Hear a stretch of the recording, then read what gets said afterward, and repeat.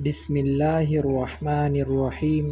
میں ایک مرتبہ ابو ہریرہ رضی اللہ عنہ کے ساتھ مسجد کی چھت پر چڑھا تو آپ نے وضو کیا اور کہا کہ میں نے رسول اللہ صلی اللہ علیہ وسلم سے سنا تھا کہ آپ صلی اللہ علیہ وسلم فرما رہے تھے کہ میری امت کے لوگ وضو کے نشانات کی وجہ سے قیامت کے دن سفید پیشانی اور سفید ہاتھ پاؤں والوں کے شکل میں بلائے جائیں گے، تو تم میں سے جو کوئی اپنی چمک بڑھانا چاہتا ہے تو وہ بڑھا لے، یعنی وضو اچھی طرح کرے۔ صحیح البخاری۔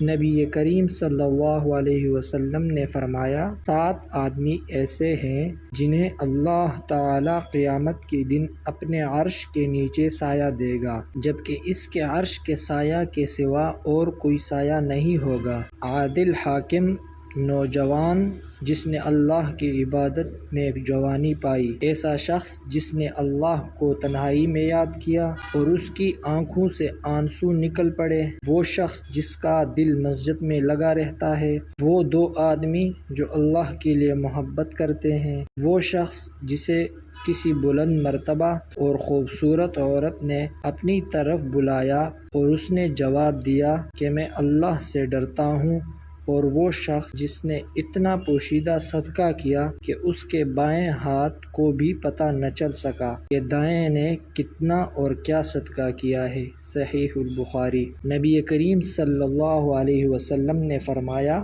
جو شخص جمعہ کے دن غسل کرے اور خوب اچھی طرح سے پاکی حاصل کرے اور تیل استعمال کرے یا گھر میں جو خوشبو میسر ہو استعمال کرے، پھر نماز جمعہ کے لیے نکلے اور مسجد میں پہنچ کر 2 آدمیوں کے درمیان نہ گھسے، پھر جتنی ہو سکے نفل نماز پڑھے اور جب امام خطبہ شروع کرے تو خاموش سنتا رہے، تو اس کے اس جمعہ سے لے کر دوسرے جمعے تک سارے گناہ معاف کر دیے جاتے ہیں۔ صحیح البخاری۔ نبی کریم صلی اللہ علیہ وسلم نے فرمایا کہ جب جمعہ کا دن آتا ہے تو فرشتے جامع مسجد کے دروازے پر آنے والوں کے نام لکھتے ہیں۔ سب سے پہلے آنے والا اونٹ کی قربانی دینے والے کی طرح لکھا جاتا ہے، اس کے بعد آنے والا گائے کی قربانی دینے والے کی طرح، پھر مینڈھے کی قربانی کا ثواب رہتا ہے،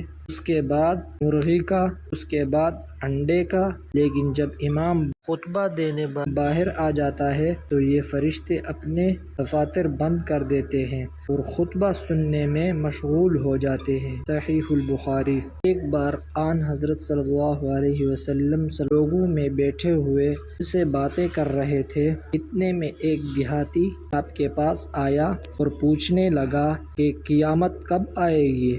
آپ صلی اللہ علیہ وسلم اپنی گفتگو میں مصروف رہے۔ بعض لوگ جو مجلس میں تھے کہنے لگے، آپ صلی اللہ علیہ وسلم نے دیہاتی کی بات سنی لیکن پسند نہیں کی، اور بعض کہنے لگے، نہیں، کہ آپ نے اس کی بات سنی ہی نہیں، آپ اپنی باتیں پوری کر چکے، تو میں سمجھتا ہوں آپ صلی اللہ علیہ وسلم نے یوں فرمایا، وہ قیامت کے بارے میں پوچھنے والا کہاں گیا؟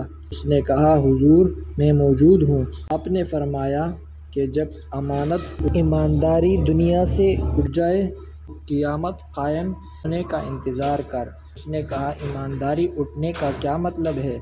آپ صلی اللہ علیہ وسلم نے فرمایا، جب حکومت کے کاروبار نالائق لوگوں کو سونپ دیے جائیں تو قیامت کا انتظار کر۔ صحیح البخاری۔ رسول اللہ صلی اللہ علیہ وسلم نے فرمایا، اگر عورت اپنے شوہر کی کمائی اس کی اجازت کے بغیر اللہ کے راستے میں خرچ کرتی ہے تو اسے آدھا ثواب ملتا ہے۔ صحیح البخاری۔ میں نے سنا رسول اللہ صلی اللہ علیہ وسلم فرما رہے تھے کہ جو شخص اپنی روزی میں سادگی چاہتا ہو یا عمر کی درازی چاہتا ہو تو اسے چاہیے کہ صلہ رحمی کرے۔ صحیح البخاری۔ رسول اللہ صلی اللہ علیہ وسلم نے فرمایا، کسی انسان نے اس شخص سے بہتر روزی نہیں کھائی جو خود اپنے ہاتھوں سے کما کر کھاتا ہے۔ اللہ کے نبی داؤد علیہ السلام بھی اپنے ہاتھ سے کام کر کے روزی کھایا کرتے تھے۔ صحیح البخاری۔ داؤد علیہ السلام صرف اپنے ہاتھ کی کمائی سے کھایا کرتے تھے۔ صحیح البخاری۔ رسول اللہ صلی اللہ علیہ وسلم نے فرمایا، وہ شخص جو لکڑی کا گھٹا اپنی پیٹھ پر لاد کر لائے اس سے بہتر ہے جو کسی کے سامنے ہاتھ پھیلائے، چاہے وہ اسے کچھ دے دے یا نہ دے۔ صحیح البخاری۔ نبی کریم صلی اللہ علیہ وسلم نے فرمایا، ایک تاجر لوگوں کو قرض دیا کرتا تھا، جب کسی تنگ دست کو دیکھتا تو اپنے نوکروں سے کہہ دیتا کہ درگزر کر جاؤ، شاید کہ اللہ تعالیٰ بھی ہم سے آخرت میں درگزر فرمائے۔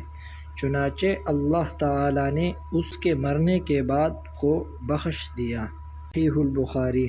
میں نے خود نبی کریم صلی اللہ علیہ وسلم کو یہ فرماتے ہوئے سنا کہ سامان بیچتے وقت دکاندار کے قسم کھانے سے سامان تو جلدی بک جاتا ہے، لیکن وہ قسم برکت کو مٹا دینے والی ہوتی ہے۔ صحیح البخاری۔ نبی کریم صلی اللہ علیہ وسلم نے فرمایا، ایک زمانہ ایسا آئے گا کہ انسان اس کی پرواہ نہیں کرے گا کہ مال اس نے کہاں سے لیا، حلال طریقے سے یا حرام طریقے سے۔ صحیح البخاری۔ جزاکم اللہ خیرا۔